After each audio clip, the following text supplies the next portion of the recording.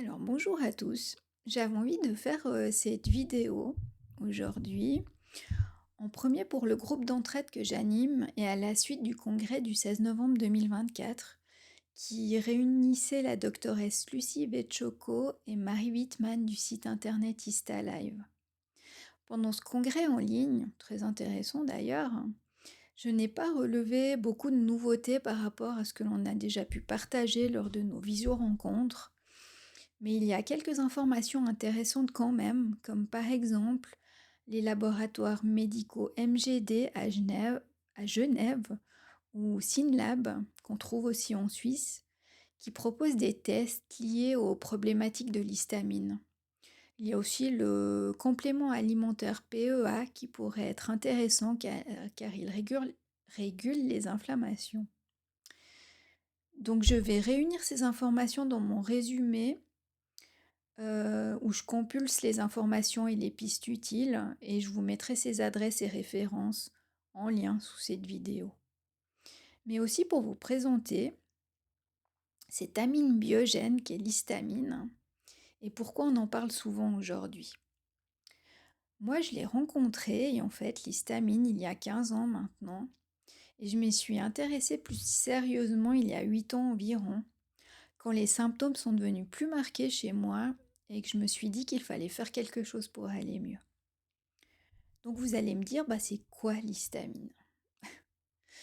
C'est une amine biogène, comme je vous l'ai dit un petit peu plus haut, une protéine en fait, qui a des rôles essentiels dans notre organisme, comme la contraction et la relaxation des muscles, la dilatation et la constriction des vaisseaux sanguins, la sécrétion de l'acide gastrique nécessaire à notre digestion, le passage du sommeil à l'éveil. C'est aussi un signal d'alarme de notre système immunitaire quand il y a un intrus comme un virus, un allergène, un produit chimique dans notre corps. Les mastocytes qui sont des cellules du système conjonctif qu'on retrouve dans la peau, dans la muqueuse des poumons, du système digestif, de la bouche et du nez. À ce moment-là, elles vont dégranuler de l'histamine afin d'indiquer à notre système immunitaire qu'il faut se mettre au travail pour évacuer cet intrus ou ce truc qui a rien à faire là en fait, ou réparer, qui a une blessure à réparer par exemple aussi. Vous allez me dire, c'est chouette l'histamine, c'est quoi le problème? Le souci c'est que parfois on se retrouve avec trop, voire beaucoup trop d'histamine dans l'organisme. Et ça déclenche plein de petits symptômes très variés et désagréables, ce qui peut devenir fatigant et même handicapant pour les personnes touchées. Je prends quelques exemples de symptômes qui sont déclenchés par un trop-plein d'histamine. Ça peut être la démangeaison de la peau, le nez qui coule ou qui se bouche, des troubles digestifs comme des nausées, des vomissements, des brûlures d'estomac, des ballonnements, des diarrhées, des constipations et les autres douleurs du ventre. Ça peut être des troubles du rythme cardiaque, comme le cœur qui bat trop vite ou trop lentement. Ça peut être des troubles de la pression artérielle, ce qui va provoquer des malaises quand on se lève trop vite, par exemple, ou quand on se lève après un repas. Ça peut être un brouillard cérébral, de l'anxiété ou de la dépression. Une hypersensibilité des sens aussi. On supporte plus le bruit, les odeurs. La peau est très sensible. Par exemple, on a une étiquette dans le dos là et puis ça gratte. Il y a la vue qui se trouble un petit peu. Donc voilà, le bruit, les odeurs qui normalement sont supportables, sont normales, là ça devient trop. C'est pour cela que les personnes qui découvrent leur intolérance à l'histamine vont avoir des rendez-vous médicaux à répétition. Et puis là, on va soigner un symptôme, mais il y a un autre symptôme qui apparaît. Et puis votre médecin, au bout d'un moment, votre médecin traitant, il va souvent vous prescrire des examens complémentaires auprès d'un spécialiste, comme une gastroscopie ou une coloscopie, des examens sanguins, même parfois un IRM.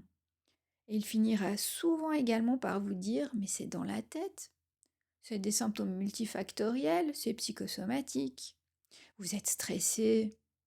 Il faut peut-être penser pardon. Il faut peut-être penser à voir un psychiatre ou un psychologue. Et puis là, vous allez me dire, mais on fait quoi quand ça arrive tout ça? Ben, quand ça arrive, on peut améliorer les choses de plusieurs façons, je vous rassure. Donc, la première des choses, c'est introduire un régime alimentaire pauvre en histamine, car il y a des aliments qui contiennent de l'histamine ou qui libèrent de l'histamine. Donc, ça va être les fromages affinés, comme les fromages à pâte dure, le fromage à raclette, le fromage à pâte molle qui est affiné. Euh, c'est des choses délicieuses en fait. Les viandes affinées, il y a aussi les charcuteries, la saucisse, la viande séchée. Il y a l'alcool, le cacao, donc le chocolat noir et le chocolat au lait, certains fruits et légumes aussi. Ce qu'on peut faire aussi, c'est apporter des aliments, des compléments alimentaires qui diminuent l'histamine. Donc il y a la quercétine par exemple, la vitamine C, le magnésium, les huiles végétales qui sont riches en oméga 3, comme l'huile de lin, l'huile de colza, de chia, de bourrache, d'onagre, le vinaigre de pomme. Il y a les œufs de caille par exemple. Donc, alors là, on est un petit peu partagé entre apporter des compléments alimentaires ou apporter ces vitamines, ces minéraux, ces aliments par l'alimentation justement. Donc, je dirais qu'il faut trouver un équilibre entre les deux. On peut apporter quelques compléments alimentaires, mais pas surdoser non plus parce que là, on va venir fatiguer l'organisme et notre foie par exemple ou nos reins. Donc, on peut l'apporter un petit peu en complément alimentaire, mais surtout par l'alimentation. La quercétine, par exemple, on en trouve dans les oignons, dans les capres, un petit peu dans la pomme. La vitamine C, alors, on va faire attention aux agrumes parce que les agrumes, ils ont tendance à augmenter l'histamine dans l'organisme, mais on va l'apporter par d'autres aliments, d'autres fruits et d'autres légumes. Ça peut être sympathique parce que ça nous apprend aussi à varier notre alimentation et à être un petit peu plus attentif à ce que ça nous apporte. On peut utiliser des huiles essentielles ou des tisanes qui ont aussi une action antihistaminique, les plantes, la phyto. Donc par exemple, je prends quelques exemples, il y a l'huile essentielle d'estragon, l'huile essentielle de basilic indien, l'huile essentielle de camomille allemande bleue, l'huile essentielle de tisouille, la tisane d'ortie, la tisane de thym et les tisanes ayurvédiques, chai, sweet chai, voilà. Tout ça, ça va venir limiter l'inflammation, diminuer l'histamine. Et puis en cas de crise, ben bien sûr, on peut prendre un médicament antihistaminique, hein, ça c'est clair. Là, ça va couper la montée d'histamine. Donc, bah, si on a le nez bouché ou le nez qui coule et tout ça, ben, ça va venir couper la montée d'histamine et puis on va mieux dormir, par exemple. Ou ça va couper les démangeaisons sur la peau. Et la troisième chose qu'on peut venir faire et qui est très importante quand on souffre d'une intolérance à l'histamine, c'est de venir apaiser son système nerveux, apaiser son stress. Donc une activité physique, mais une activité physique douce, comme la marche, le yoga somatique, le jardinage. Ça peut être la méditation, la lecture, tout ce qui est bricolage. Vous avez peut-être déjà testé ça quand vous commencez à bricoler, vous vous intéressez à votre crochet, votre tricot, vous allez compter vos mailles, vous êtes sur votre bricolage, vous vous concentrez. Vous avez déjà senti que ça apaisait votre système cardiaque, votre cœur, hein. Et ça va aussi apaiser votre système nerveux. Donc là, on est vraiment dans l'apaisement et la descente du stress. Donc ça, c'est super intéressant. Bon là, j'ai plutôt parlé, crochet, tricot, après il y a des garçons qui pratiquent, hein, je sais, mais bah, les garçons, ils vont peut-être aller, dans leur garage et puis, faire de la mécanique ou autre chose, mais ça fait aussi partie de tout ça. S'occuper de ses animaux domestiques, s'occuper des petits loulous, quoi, les caresser, ils ont aussi cette action-là de thérapeute, les animaux. Tout ce qui vous apaise en fait. Parce qu'il y a des gens, ils vont me dire, ben moi, un bon rug qui tâche, moi ça m'apaise en fait. Bah, allez-y, faites-vous plaisir vraiment, ça c'est très personnel, hein. Et puis là, vous allez me dire: «Ouais mais, bah, tu sympa, mais, en fait, tu prends des antihistaminiques puis c'est réglé tout ça». Mmh. J'aimerais bien en fait, mais c'est plus compliqué que ça. Donc, en fait, les antihistaminiques, ils sont très efficaces quand on est sur une crise liée à l'histamine, effectivement, hein. Je prends l'exemple de la période des pollens, certains d'entre vous ont déjà sûrement testé, on prend un antihistaminique, ça soulage les symptômes, effectivement.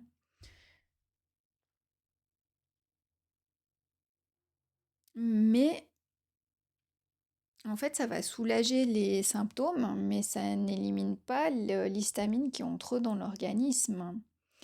L'antihistaminique que vous allez prendre, il va agir sur certains récepteurs, effectivement, mais pas sur tous les récepteurs. Par exemple, l'antihistaminique que vous prenez en période de pollen, souvent c'est un H2, et il va venir soulager le nez qui coule ou la peau qui gratte, les yeux aussi, tout ça, les muqueuses. Mais un H2, un antihistaminique H2, il va pas venir soulager, par exemple, un problème digestif qui est dû à l'histamine ou un brouillard cérébral qui est dû à l'histamine. Ça sera plutôt des H1 pour le système digestif, H3, H4, auxquels la médecine s'intéresse, enfin les études s'intéressent maintenant au niveau cérébral. Et puis là, vous allez me dire: «Mais, c'est sympa ton truc, mais, tu une solution dans ta vidéo pour que ça aille mieux?» Bah, en fait, j'ai des conseils, j'ai des pistes à explorer, j'ai des sites internet de référence, j'ai des laboratoires qui font des tests concernant l'histamine et un résumé que je mets à jour régulièrement avec ces informations-là. Donc, vous trouverez ces adresses et références en dessous de cette vidéo. Mais non, alors j'ai pas de solution miracle avec une pilule bleue que vous pourriez prendre et qui résoudrait tous vos problèmes. Ça, malheureusement, ça n'existe pas encore. Et puis en plus, chaque personne va avoir des symptômes différents, des tolérances alimentaires différentes. Et chacun va devoir faire son chemin et trouver les choses qui vont le soulager, qui lui font du bien et l'alimentation qui lui convient. Alors, est-ce que j'ai autre chose à vous dire à ce sujet? Oui, important. Au bout de ces 15 ans, ben, je continue mon chemin et mes recherches. Et j'ai de plus en plus la conviction que j'aurais pu aussi, dans cette vidéo, vous parler des autres intolérances alimentaires, mais aussi des maladies fonctionnelles. Vous savez, ce fourre-tout que la médecine maintenant, quand elle est perdue face aux difficultés, aux symptômes de ses patients, c'est ce fourre-tout où on met la fibromyalgie, le MIS-C, l'endométriose, tout ce qu'on met dans les syndromes de l'intestin irritable. Ben, j'ai l'impression que la base et les déclencheurs de tous ces symptômes sont liés à notre intestin et à notre système nerveux, qui sont très liés l'un à l'autre et qui partagent beaucoup d'informations. Et ces deux systèmes, ces deux organes, ils se décarcassent, voire ils s'épuisent au bout d'un moment, afin de maintenir notre homéostasie cellulaire, c'est-à-dire l'équilibre qui fait que notre corps fonctionne bien et que tout roule calmement entre les organes, avec le cerveau et tout ça. Alors ça, voilà, j'en ai l'intime conviction. Tout ça, les intolérances alimentaires, moi j'ai commencé par l'histamine, mais toutes ces intolérances alimentaires et toutes ces maladies fonctionnelles, sont liées à notre système digestif et à notre système nerveux et la communication qu'il y a entre les deux. Et notre système de vie actuel, le toujours plus vite, le toujours plus fort, toujours plus d'informations, toujours plus de surstimulation, notre environnement qui est souvent pollué, notre société aussi qui nous fait perdre nos liens sociaux, nos valeurs de partage, de travail, d'efforts communs, la déconnexion de la nature aussi, alors que nous en faisons partie et nous avons besoin d'elle pour vivre. Donc moi, je vais me concentrer sur ces prochaines pistes pour continuer à améliorer mon bien-être et le vôtre, celui des personnes que j'accompagne. Donc en... Ah bah j'avais noté en soignant. Non, j'aime plus ce terme. On ne soigne pas, on guérit son intestin. Ça, je vous en parlerai peut-être dans une autre vidéo sur plein de choses. Enfin bref. Donc soigner son intestin en faisant la paix avec son assiette et en se rappropriant le bon sens des médecines ancestrales chinoises, ayurvédiques et encore plus proche de nous, celle de nos aînés, tout bêtement. Je vais prendre un exemple, vous vous rappelez sûrement de vous le faites peut-être encore, hein, mais votre maman, votre grand-maman qui cuisinait et puis qui faisait son ragoût, son rôti du dimanche, et puis qui mettait son bouquet d'herbes aromatiques, le tour de moulins de poivre et la, hum, la feuille de laurier par exemple, et tout ça. Et en fait, tout ça, c'était pas juste une recette où on met des choses qui font joli, oui, qui ont un peu de goût et machin, et c'est super. Mais en fait, tout ça, c'était un savoir. Ça avait une raison. Ces herbes aromatiques, ce poivre, ces choses qu'on va venir mettre dans ce rôti ou ce ragoût, en fait, elles vont faciliter notre digestion, tout simplement. Et elles vont faire que tout va bien se passer au niveau de la digestion après le repas. Et ça s'est perdu un petit peu quand même. Il y avait aussi ces viandes qui mijotaient longtemps, qui cuisaient longtemps dans la marmite ou au four. Et c'était tout des choses qui faisaient que notre digestion se passait bien et que ça restait pas encrassé et tout ça. Donc on va revenir à tout ça. Apaiser son système nerveux, par exemple, par le yoga somatique, la méditation, une activité physique douce.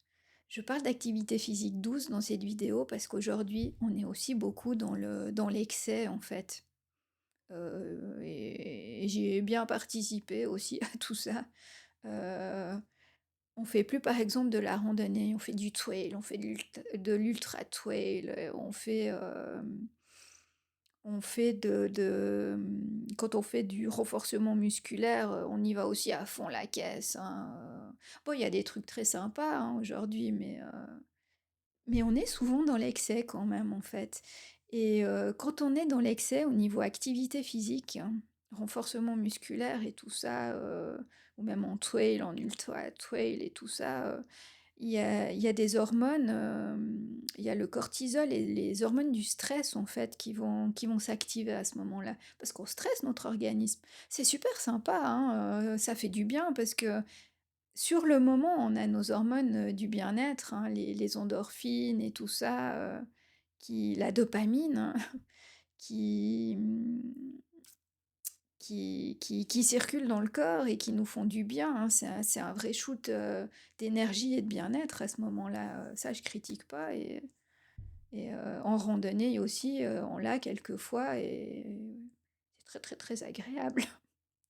Mais là, après, si on est tout le temps là-dedans, après vous pouvez faire hein, du trail ou de l'ultra trail et vous prenez après 3 jours pour redescendre et vous allez être dans le yoga somatique ou dans la méditation et dans l'activité physique douce. Ça, je critique pas. Mais il faut savoir doser en fait. Pas être toujours dans l'excès. C'est ça. Et puis libérer ces énergies aussi pour qu'elles puissent bien circuler et nourrir notre âme et notre spiritualité. On plaisante, il y a quelques trucs qui circulent sur internet, hein, sur les chakras, il y a des jolis gags avec ça, qui me font beaucoup rire aussi. Mais en fait, si nos chakras, ils sont bloqués, bah, nos énergies, elles circulent plus en plus, elles ne circulent plus et donc elles peuvent plus, nourrir notre organisme, nourrir notre spiritualité et nos énergies restent bloquées, ça va on a des énergies qui vont être bloquées à certains endroits et notre digestion va se faire difficilement. L'évacuation qui se passe au niveau des intestins et tout ça, ça va se faire difficilement. Heu, on n'arrivera plus à certains moments à être dans la joie, dans le partage avec, nos proches, notre famille, nos amis et tout ça. Donc cette circulation des énergies, libérer cette circulation d'énergie, c'est super important aussi pour aller bien. Alors voilà, je pense que j'ai fait un petit peu le tour de tout ça. Je vous remercie pour votre présence. J'espère vous avoir fait découvrir ce sujet passionnant en fait. Donc n'hésitez pas à poser vos questions ou à laisser vos commentaires, je me réjouis de vous lire. Si vous souhaitez découvrir mes prochaines vidéos, donc abonnez-vous à la chaîne et cliquez sur la petite cloche afin d'être averti. Et en attendant, ben, vous prenez bien soin de vous, de vos énergies et tout ça. Et bah, je vous dis à tout bientôt, hein. Allez, bye bye.